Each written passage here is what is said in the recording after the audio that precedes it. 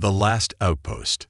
In the far reaches of the Andromeda sector, Station Echo 7 stood as humanity's final foothold before the vast unknown. Commander Sarah Chen stared through the reinforced observation deck, her weathered face reflected against the backdrop of swirling nebula and distant stars. 20 years of military service hadn't prepared her for the responsibility of managing humanity's most remote outpost, especially not during these uncertain times. The station's warning systems blared to life, startling her from her contemplation. A vessel had breached their outer sensor perimeter, but its signature matched nothing in their database. Sarah's fingers danced across the holographic display, bringing up detailed scans of the approaching craft. Lieutenant Rodriguez, report. She barked into her comm unit, eyes fixed on the readings that made less sense with each passing second. The ship's hull seemed to be composed of living crystal, pulsing with bioelectrical energy. Commander, the vessel's showing critical damage to multiple systems. Their power core is destabilizing. Rodriguez's voice crackled through the comm. We're detecting a single life form aboard, but the biosignatures are, well, they're like nothing we've ever seen. Sarah's jaw tightened. Protocol dictated that unknown vessels should be turned away or destroyed, especially after the Proxima incident. But something about this felt different. The ship's trajectory wasn't aggressive. It was erratic, desperate. Permission to initiate emergency docking procedures. Rodriguez's voice carried a note of urgency. Their core won't hold much longer. Sarah closed her eyes, weighing 20 years of training against her instincts. Permission granted, but I want a full security team in hazmat gear at that airlock. No risks. The alien vessel's approach was anything but smooth. Its crystalline structure fractured in places, leaving a trail of luminescent debris in its wake. The docking procedure took every bit of skill their team possessed, but somehow they managed to secure it in the auxiliary bay. Sarah arrived just as her security team was cutting through the ship's outer hull. The material resisted their tools at first, almost as if it were trying to heal itself, before finally giving way. Inside, they found something none of them were prepared for. A humanoid figure lay unconscious in what appeared to be a control chamber. Its skin was a deep azure, marked with patterns that shifted like the northern lights.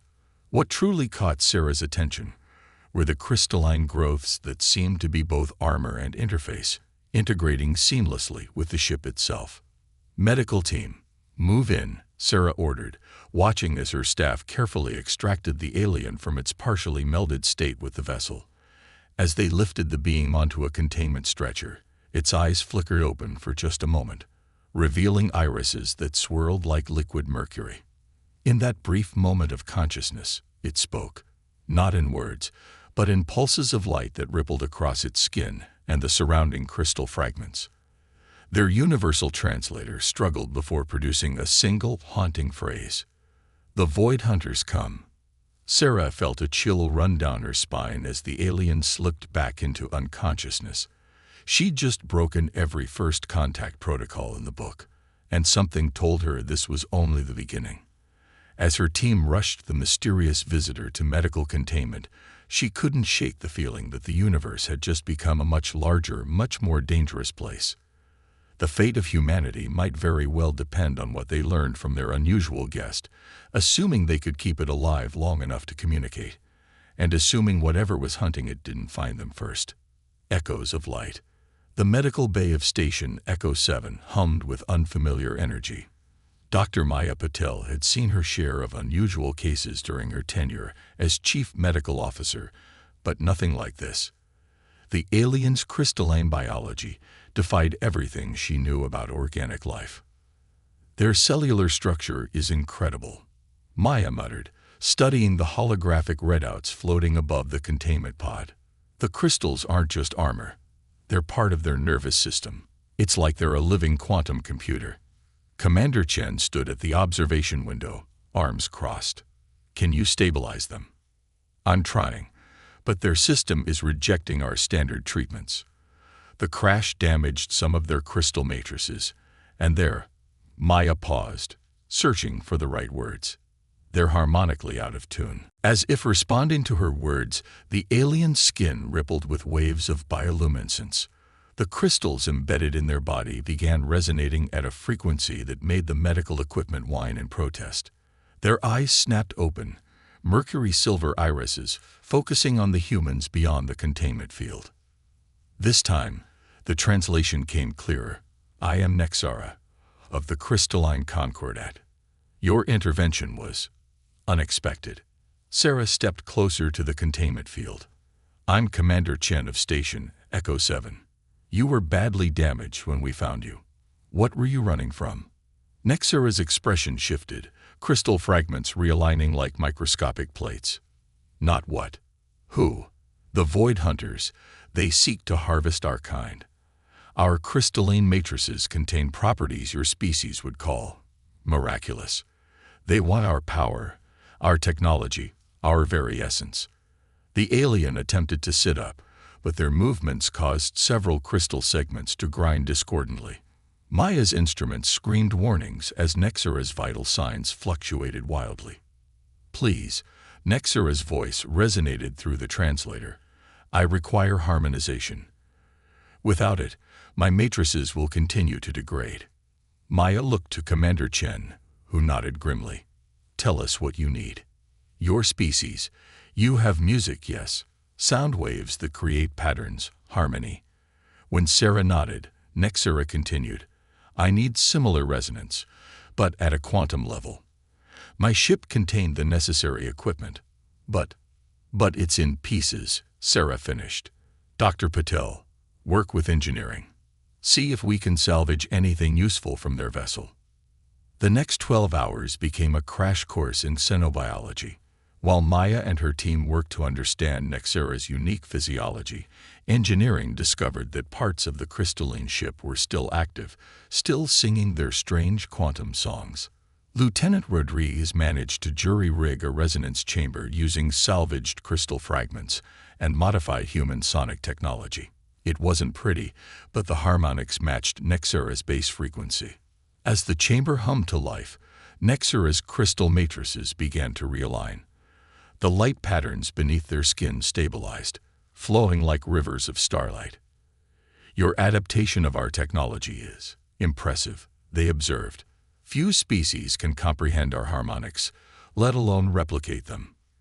Yeah, well, humans are full of surprises, Sarah replied, watching as the alien's wounds slowly began to heal. Now, tell us more about these Void Hunters. How long do we have before they track you here? Nexara's expression darkened, their crystals dimming. They follow the quantum wake of our ships. Even now, they're triangulating my trajectory. But perhaps that's not entirely unfortunate. What do you mean? Your species has shown both compassion and ingenuity.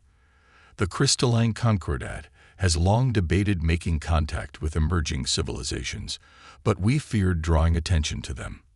Now that the Void Hunters have already found me here, Nexara's eyes met Sarah's. Perhaps it's time for an alliance. We have much to teach each other, and you'll need our knowledge to survive what's coming. Sarah felt the weight of history pressing down on her shoulders. This wasn't just first contact anymore. This was the beginning of an interstellar alliance, born of necessity and sealed in crystal song. As if to emphasize the gravity of the moment, the station's long-range sensors began picking up unusual readings from the sector's edge. The Void Hunters were coming, and humanity's first test as a galactic civilization was about to begin. The coming storm. Time was running out for Station Echo 7. While Nexara's recovery continued, the distant pings of Void Hunter vessels grew stronger on the long-range sensors. Commander Chen had transformed the station into a hive of urgent activity, every department working overtime to prepare for what was coming. Their ships are unlike anything you've encountered, Nexara explained, their crystalline form now fully restored and gleaming under the station's lights. They stood with Sarah and her senior staff in the command center, manipulating a holographic display of the approaching threat. The Void Hunters use dark matter technology. Their vessels can phase through conventional shields and armor as if they weren't there. Lieutenant Rodriguez whistled low. That's why they're so effective at harvesting your people. Regular defenses are useless. Precisely. Nexera's crystals pulsed with concern. But your species has given me an idea. The resonance technology you created to heal me. Perhaps we can adapt it on a larger scale.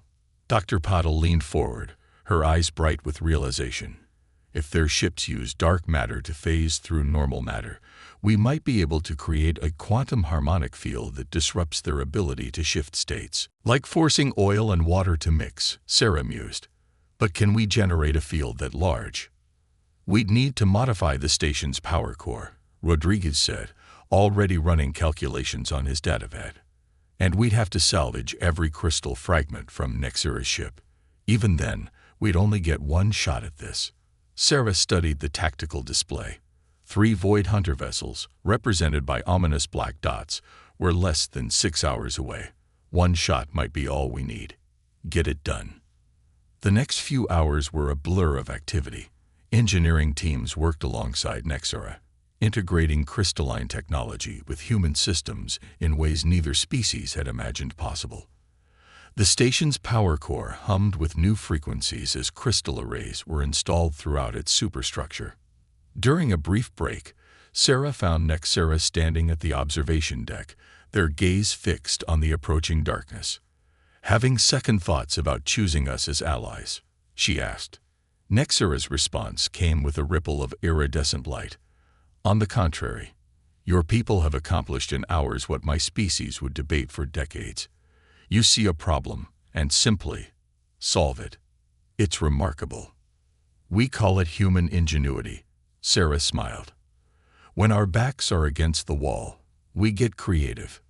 The wall approaches quickly, Nexera observed as the sensors detected the Void Hunters dropping out of faster-than-light travel. The 3 vessels emerged like tears in reality itself, sleek, black shapes that seemed to absorb both light and hope. Commander, Rodriguez's voice crackled over the comm. The harmonic field is ready, but we're seeing some instability in the crystal matrix. If we push it too hard, the whole station cold. Could what, Lieutenant? Explode. Phase into another dimension. Turn into a giant crystal. Sarah's voice carried an edge of grim humor. Honestly, all of the above. Sarah exchanged looks with Nexera. Then we better get it right the first time. All hands to battle stations. This is not a drill. The Void Hunter ships approached with predatory grace. Their dark matter drives warping space around them. A transmission burst through their comms, the translator struggling to parse its otherworldly language. Surrender the Crystal Singer, and your deaths will be quick. Resist, and we will harvest your entire station for study. Sarah's response was succinct. How about option 3? She nodded to Rodriguez, who activated the modified power core. Crystal arrays throughout the station began to sing, their harmonics building into a symphony of quantum frequencies. The space around Echo 7 shimmered like heat waves over desert sand. The Void Hunters, perhaps sensing the trap, attempted to phase their ships through the station's defenses. But as they entered the harmonic field, something unprecedented occurred. Their dark matter drives began to resonate with the crystal frequency, forcing their vessels back into normal space. Now, Sarah commanded, all weapons, fire. Echo 7's conventional armaments might have been useless against phased ships, but against solid matter, they worked just fine. The station's defense grid lit up like a newborn star, catching the Void Hunters in a crossfire they never expected to face. But even trapped and vulnerable, the Void Hunters were far from helpless. They returned fire with weapons that twisted reality itself, and the real battle for Echo 7 began. When stars collide, the battle for Station Echo 7 erupted into a spectacular display of light and shadow. Reality warping weapons from the Void Hunters clashed against the station's crystalline-enhanced defenses, creating prismatic explosions that lit up the void of space. Hull breach on Deck C. Rodriguez shouted over the chaos of the command center. Automated systems are sealing it, but we're losing power to the harmonic field generators. Sarah gripped her command chair as another blast rocked the station. Reroute emergency power. We can't let them phase through our defenses. Beside her, Nexera's crystals pulsed with increasing urgency. Commander, I'm detecting a change in their attack pattern. They're not just trying to disable us anymore. They're attempting to create a resonance cascade. In English, please. They're matching our harmonic frequency, but inverting it. If they succeed, Nexera's mercury eyes widened. The crystalline matrix throughout the station will shatter. Everyone aboard will die. The main viewer showed one of the Void Hunter ships taking heavy damage, its dark matter drive fluctuating wildly. But the other two vessels have positioned themselves in a formation that created an eerie interference pattern in space itself. Dr. Patel's voice cut through the comm system. Commander, Nexera's right. The crystal arrays are showing microfractures. We've got minutes at most. Sarah's mind raced. Everything they'd tried had only delayed the inevitable. The Void Hunters were too experienced, too powerful, unless... Nexera, she turned to the crystalline being. You said your people debate for decades before acting. What would they say is the absolute worst thing we could do right now? Nexera's expression shifted in confusion. Overload the crystal matrix deliberately. But that would. They stopped, understanding dawning in their mercurial eyes. That would be insane. Brilliant, but insane. Rodriguez, Sarah barked. Reverse the power flow to the harmonic field. Push everything we've got into the crystal arrays, but desynchronize the frequencies. Make them clash. Commander, that's going to tear the station apart. No, Nexera interjected, their crystals beginning to resonate with new purpose. Not if we control the chaos. My people spend lifetimes learning to create perfect harmony. But sometimes discord is more powerful. Understanding rippled through the command crew. They weren't just fighting to survive anymore. They were about to turn their greatest vulnerability into a weapon. All hands, brace for impact. Sarah commanded. Rodriguez, on my mark. The Void Hunters, sensing something was wrong, intensified their attack. Dark energy beams sliced through space, attempting to disrupt the station's defenses before the humans could execute their desperate plan. Now, power surged through Echo 7's crystal arrays, but instead of the harmonious resonance they'd maintained before, each section began vibrating at clashing frequencies. The result was immediate and catastrophic. A wave of discordant energy erupted from the station, spreading outward like a tsunami of chaos. Where it met the Void Hunter's inverted resonance field, the two forces didn't just cancel each other out. They created a quantum feedback loop that no one could have predicted. Space itself seemed to scream as dark matter drives were forced out of phase with themselves. The Void Hunter ships, caught in the maelstrom of competing frequencies, began to break apart at the quantum level. Full power to structural integrity, Sarah ordered as Echo 7 shuddered under the strain of its own attack. Everyone hold on. The station's crystal arrays were shattering one by one, but they'd served their purpose. In the viewport, the last Void Hunter vessel imploded, crushed by forces it had never been designed to withstand. When the quantum storm finally subsided, Station Echo 7 was still there, damaged, with crystals crumbling from its superstructure, but intact. The Void Hunters were gone, leaving only scattered debris that seemed to flicker in and out of existence. In the sudden silence, Nexera spoke with something like awe in their translated voice. You humans, you took everything my people knew about harmonic science and turned it completely upside down. You won by creating chaos instead of order. Sarah allowed herself a small smile despite her exhaustion. Sometimes the best solution isn't the most elegant one, but we're not done yet. She turned to her crew. Begin damage assessment and casualty reports. And someone get me a secure channel to Earth Command. They're going to want to hear about this. As the cleanup began, no one could ignore the feeling that this victory, impressive as it was, marked only the beginning of a much larger story. The Void Hunters would return, likely with countermeasures against their new tactics. But next time, humanity wouldn't face them alone. New horizons.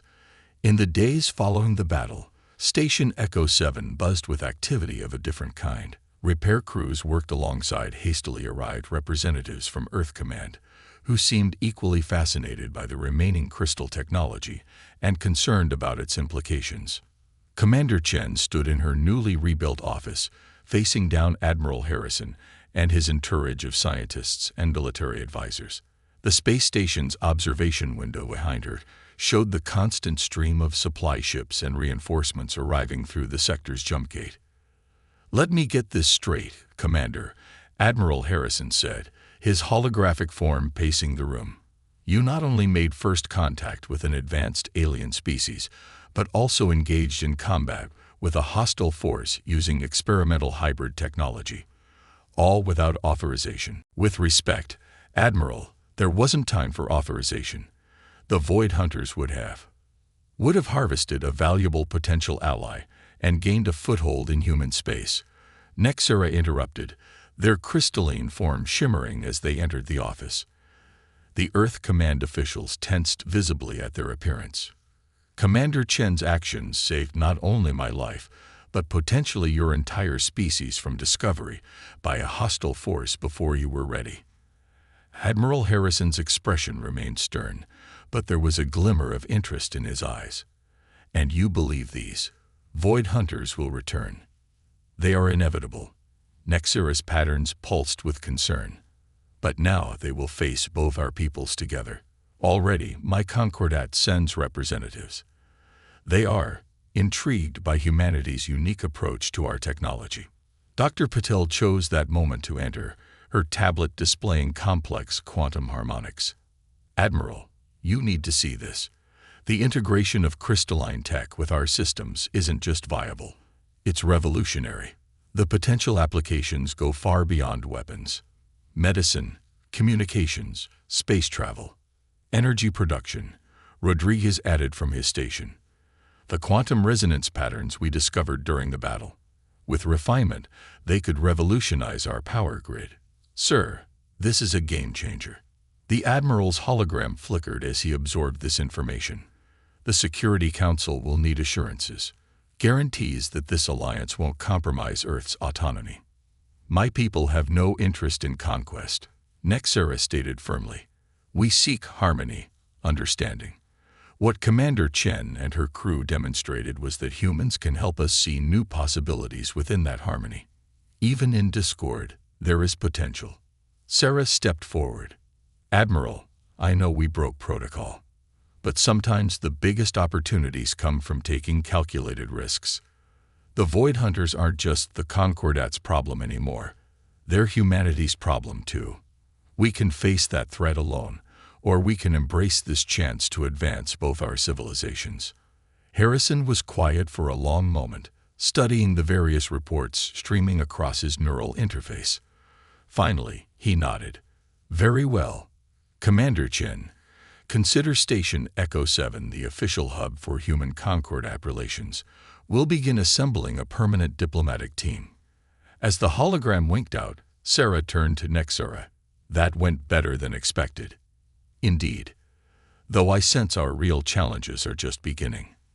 Nexera's crystals shifted thoughtfully. "The Void Hunters will adapt to our tactics. They will return stronger, more prepared. Then we'll be ready for them," Sarah said firmly. "Rodriguez, work with Dr. Patel and our new Concordat friends on developing those power systems. I want every advantage we can get." "What about the resonance weapon?" Rodriguez asked. "The one we improvised. Improve it. Refine it. But keep in mind what we learned. Sometimes the best solutions aren't the most obvious ones. Human ingenuity combined with crystalline wisdom. That's our real advantage." As the station hummed with renewed purpose, Sarah couldn't help but smile. Humanity had just taken its first real steps into a larger universe. It wasn't the carefully planned first contact scenario Earth Command had envisioned, but it was uniquely human, messy, innovative, and ultimately successful. The Void Hunters would return, but they'd find something unprecedented waiting for them. Two civilizations working together, each making the other stronger. In the end, that might prove to be the most powerful weapon of all. Unity's Edge. 3 months after the Battle of Echo 7, the station had transformed into something unprecedented in human space. Crystalline spires now jutted from its superstructure, their surfaces alive with flowing data patterns. Inside, humans worked alongside a growing number of Concordat representatives, merging their technologies and cultures in ways neither species had imagined possible. Commander Chen watched from the new quantum observation deck as a Concordat vessel emerged from hyperspace, its crystal hull catching starlight like a living prism. Another diplomatic delegation. Not exactly, Nexera answered, their form now adorned with new crystal configurations that marked their role as official liaison. These are our combat specialists, the ones who fought the Void Hunters longest. Sarah raised an eyebrow. I thought your people were peaceful. Peace through harmony doesn't mean ignorance of discord. Nexera's patterns shifted, and what Sarah had learned was their version of a wry smile. Besides, your approach to combat has intrigued our military minds. In the station's newly established Harmony Labs, Dr. Patel and her team were making breakthrough after breakthrough. The latest project spread across her lab like a glowing web of possibility. It's beautiful, isn't it? Maya said as Sarah entered. We've managed to integrate crystalline consciousness technology with our neural interfaces. Direct human crystal communication. Rodriguez, wearing a prototype interface crown laced with tiny crystals, demonstrated by causing patterns of light to dance across the lab's crystal arrays with just his thoughts. It's like having an entirely new sense, he explained. We're not just controlling the technology anymore. We're communicating with it. And the military applications? Sarah asked, though she already knew the answer. Game-changing. A new voice responded. Admiral Harrison stepped through the door, this time in person rather than hologram. Our pilots are already training with crystal-enhanced fighters. Response times are off the charts. Sarah straightened. Admiral, we weren't expecting you for another week. Things have accelerated. Harrison's expression was grave. Long-range quantum sensors are picking up disturbances in the void. Big ones. Our friends aren't just coming back. They're bringing in Armada. The news rippled through the command center like a shockwave. Nexera's crystals dimmed noticeably. How many? At least 30 ships, Harrison replied. Bigger than anything we faced before. They're not just coming for you anymore, Nexera. They want everything. Your technology, our adaptability. They've seen what we can do together, and they want to harvest that potential. Sarah moved to the tactical display, studying the incoming threat vectors. How long? 2 weeks, maybe less. Every ship we can spare is being redirected here. The Concordat is sending reinforcements too, but they'll still outnumber us. Sarah finished. She turned to Rodriguez. How close are we to implementing the station-wide crystal integration? The physical infrastructure is ready, but the harmonics are still unstable. Trying to synchronize that many crystals with that many human minds. He shook his head. One wrong frequency, and we could fry every neural interface on the station. Work faster, Sarah ordered. And Dr. Patel, those medical breakthroughs you've been documenting, weaponize them. If they want to harvest our potential, let's show them exactly what that means. The next days blurred together as Echo 7 transformed into a fortress unlike anything in human or Concordat history. Crystal spires became weapon arrays, medical discoveries became defensive systems, and the very fabric of space around the station hummed with quantum possibilities. But Sarah couldn't shake a growing concern. Every simulation they ran, every strategy they planned, felt like it was missing something crucial. The Void Hunters wouldn't fall for the same tricks twice, and their numbers were overwhelming. Standing at her usual spot on the observation deck, she voiced her fears to Nexera. We're thinking too conventionally. Even with all this new technology, we're still fighting the last war. Nexera was quiet for a moment, their crystals pulsing thoughtfully. Perhaps Perhaps that's because we're still thinking of ourselves as separate species working together, rather than truly unified. What do you mean? The neural interfaces, the quantum harmonics, the crystal integration. We've been using them to enhance what we already are. But what if we could become something new entirely? Sarah turned to face her friend, understanding dawning. You're talking about full integration. Human consciousness merged with crystalline technology. It would be dangerous, unprecedented. Many would call it impossible. Sarah's smile was fierce. Impossible is what humans do best. When two become one. The void between stars erupted with dark energy as the Void Hunter Armada dropped out of phase space. 37 ships, each larger and more menacing than those that had attacked Echo 7 before, arranged themselves in an attack formation that warped the very fabric of reality around them. Inside Echo 7's transformed command center, Commander Sarah Chen sat in what looked more like a crystal throne than a command chair. Delicate filaments of living crystal wrapped around her temples, connecting her neural interface directly to the station's quantum core. All personnel, this is Commander Chen. Combat positions. Her voice resonated both through conventional comms and through the crystal matrices that now permeated the station. This is what we've trained for. This is what we've become. Throughout Echo 7, humans and crystalline beings took their positions, but they were no longer entirely separate species. The integration process Nexera had proposed had transformed them all. Crystal fragments merged with human tissue. Human consciousness flowed through quantum matrices, creating a hybrid existence that was neither fully organic nor fully crystalline. Void Hunter Fleet is broadcasting. Rodriguez announced, his own crystal augmentations pulsing with data. They're offering terms. The message boomed through the command center. Your experiment in unity is an abomination. Surrender now, and we will preserve samples of both species in their pure form. Resist, and we will reduce your station to its component atoms. Sarah's response came not in words, but in a pulse of quantum resonance that rippled through space itself. The message was clear. Come and try. The battle began with a fury that would have destroyed the old Echo 7 in seconds. Dark matter weapons capable of phasing through any conventional defense slashed through space. But Echo 7 was no longer conventional. Its hybrid crew, linked through crystal and consciousness, moved with impossible coordination. Crystal arrays at full power, Dr. Paddle reported from her medical bay, where hybrid healing technology stood ready. Quantum field is stable. Nexera, Sarah called to her friend, who now served as the living heart of their defense grid. Show them what harmony really means. The station's response was beautiful and terrible.